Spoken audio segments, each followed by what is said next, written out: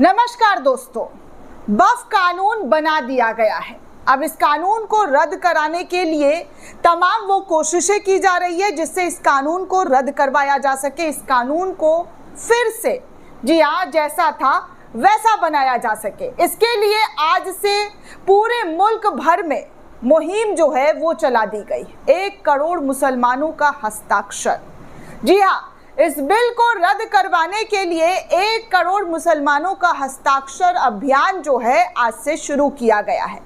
आज से लेकर 6 से 7 जुलाई तक इस अभियान को जारी किया जाएगा और इसमें मुस्लिम समुदाय के लोग बढ़ चढ़कर हिस्सा ले सकेंगे ताकि इस बिल का विरोध किया जाए और सरकार को दिखाया जाए कि देखिए, जिस बिल को लेकर आप कह रहे हैं कि मुसलमानों के लिए हितकारी है, फ़ायदेमंद है, बहुत सारे मुसलमान, गरीब मुसलमान जो हैं वो अमीर हो जाएंगे, वो मुसलमान भी इस बिल पर अपनी सहमति नहीं जता रहे। इसलिए इस तरीके का जो तरकीब है वो कई संगठन, मुस्लिम संगठनों के ज़रिए जो है वो निकाली गई है और क्या क्या होने वाला है आगे आगे दोस्तों, इसकी पूरी जानकारी आपको इस खबर में मैं देने वाली हूँ कि कैसे इस कानून को रद्द कराने के लिए 1 करोड़, जी हाँ 1 करोड़ मुसलमानों को हस्ताक्षर जो है करवाने की मुहिम जो है वो चला दी गई है।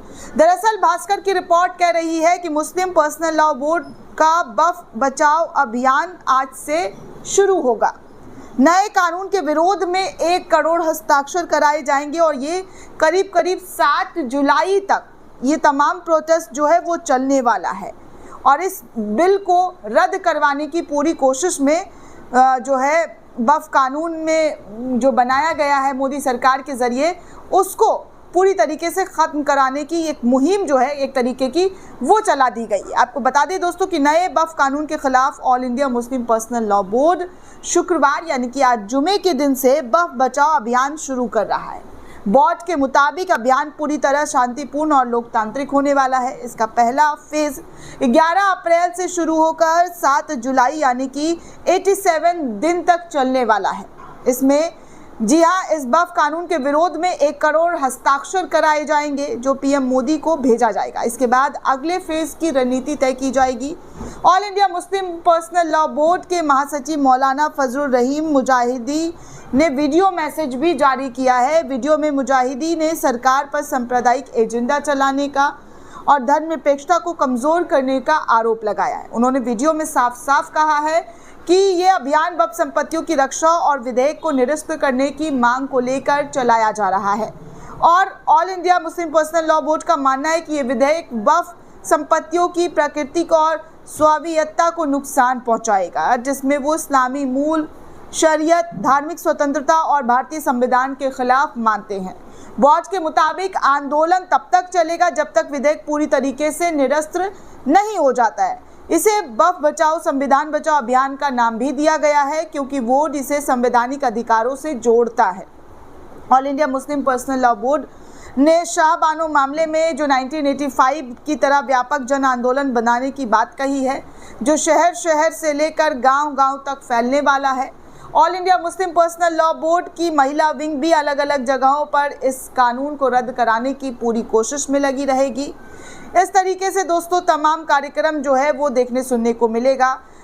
इस कार्यक्रम के खिलाफ जो है अभियान वो दोस्तों 22 अप्रैल, 30 अप्रैल और 7 मई को दिल्ली के रामलीला में एक बड़ा कार्यक्रम जो है वो आयोजन हो रहा है। 7 मई की बात की जाए तो दिल्ली के रामलीला में एक बहुत ही बड़ा जो है इस बिल को रद्द करवाने के लिए कार्यक्रम का आयोजन all India Muslim personal law board के ज़रिए किया जा रहा है। जुमे की नमाज के बाद दोस्तों आज ह्यूमन चेन भी बनाया जाएगा जिसको लेकर विरोध जो है वो दर्ज कराने की पूरी कोशिश जो है आज भी की जाएगी। सभी राज्यों की राजधानी और ज़िला मुख्यालय पर धरना दिया जाएगा, गिरफ्तारियां दी जाएगी। राष्ट्रपति, गृह मंत्री को ज्ञापन सौंपने की योजना भी all India Muslim personal law board के ज़रिए बनाई गई है। आपको बता दें दोस्तों कि वक्फ कानून में 3 कैटेगरी में हुए कुल 14 बड़े बदलाव किए गए हैं जिनमें वक्फ बोर्ड के स्ट्रक्चर में बदलाव किया गया है। इसमें बदलाव ये है कि आर्टिकल 9 और 14 में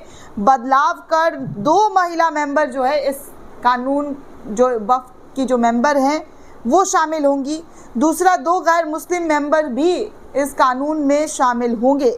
सिया, सुन्नी सहित पिछड़े मुस्लिम समुदायों से भी इस मेंबर, जी हाँ, इनके मेंबर बनाए जाएंगे। बोहरा और अग खानी मुस्लिम समुदाय के लिए भी अलग वक्फ बोर्ड बनाया जाएगा। आगे पांचवा जो टॉपिक है वो ये है कि केंद्र सरकार सेंट्रल वक्फ काउंसिल के 3 सांसद, यानी कि लोकसभा से 2, राज्यसभा से 1 को रख सकेगी। ज़रूरी नहीं कि वो मुस्लिम ही हो। अभी तक तीनों सांसद जो हैं वो मुस्लिम हुआ करते थे, लेकिन अब इसमें ऐसा कोई भी कानून, कोई भी लॉ नहीं है। वैसे बीजेपी में मुस्लिम सांसद है ही नहीं जो मुस्लिम सांसदों को बनाया जाएगा। दूसरा ये है कि दोस्तों वक्फ बोर्ड की प्रॉपर्टी पर नियंत्रण किस तरीके से किया जाएगा, इसको लेकर भी इस बिल में बदलाव किए गए। कैग या सरकार की तरफ से नियुक्त ऑडिटर वक्फ प्रॉपर्टी का ऑडिट करेंगे और राज्य सरकार प्रॉपर्टीज के सर्वे के लिए सर्वे कमिश्नर की जगह जिला कलेक्ट्रेट को नियुक्त करेगी। बोर्ड को अपनी प्रॉपर्टी जिला कलेक्टर के ऑफिस में रजिस्टर्ड करानी होगी। कलेक्टर किसी वक्फ प्रॉपर्टी को सरकारी संपत्ति मानता है तो उसे राजस्व रिकॉर्ड में बदलाव करवाकर राज्य सरकार को इसकी रिपोर्ट देनी होगी। जब तक कलेक्टर किसी विवादित प्रॉपर्टी पर रिपोर्ट नहीं देता है, उसे वक्फ प्रॉपर्टी नहीं माना जाएगा। यानी सरकार के फैसले ना लेने तक प्रॉपर्टी को वक्फ बोर्ड कंट्रोल नहीं कर सकेगा। ये तमाम कानून जो हैं वो बदलाव किए गए।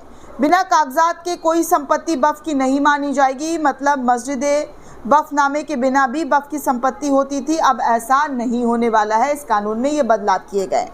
आगे धारा 40 खत्म होगी। इसके तहत वक्फ को बिल संपत्ति, अपनी संपत्ति घोषित करने का अधिकार था। और दोस्तों वक्फ ट्रिब्यूनल के फैसले को कोर्ट में चुनौती दी जा सकेगी। अभी तक वक्फ ट्रिब्यूनल के फैसले को सिविल, राजस्व या दूसरी अदालतों में चुनौती नहीं दी जा सकती थी, लेकिन अब अदालतों में इन तमाम चीज़ों को चुनौती दी जाएगी। ऐसे कानून मोदी सरकार के इस बिल में लाए गए और इसको पास करवाया गया। नए कानून के बनने से पहले या बाद में किसी सरकारी संपत्ति को वक्फ की प्रॉपर्टी घोषित किया गया है तो अब उस पर वो वक्फ प्रॉपर्टी नहीं होगी। इस तरीके की बातें जो है इस कानून में बदले गए हैं। दोस्तों आपको बता दें कि ऑल इंडिया मुस्लिम, जी हाँ, ऑल इंडिया वुमेन मुस्लिम पर्सनल लॉ बोर्ड इस कानून के समर्थन में है। वहीं सुप्रीम कोर्ट में 17 याचिका अब तक दाखिल हो चुकी है और तारीख भी सुप्रीम कोर्ट में दे दिया गया है। राजस्थान के मुस्लिम संगठन कानून के विरोध में है और कई जगहों के मुस्लिम संगठन जो हैं इस पूरे कानून का विरोध जगह जगह करते हुए दिखाई दे रहे हैं। दोस्तों इस पूरे रिपोर्ट को लेकर आप क्या सोचते हैं, आपकी क्या प्रतिक्रिया है, हमें कमेंट करके ज़रूर बताइएगा। साथ ही साथ चैनल को ज़्यादा से ज़्यादा लाइक, शेयर और सब्सक्राइब करना बिल्कुल भी ना भूलें। धन्यवाद दोस्तों।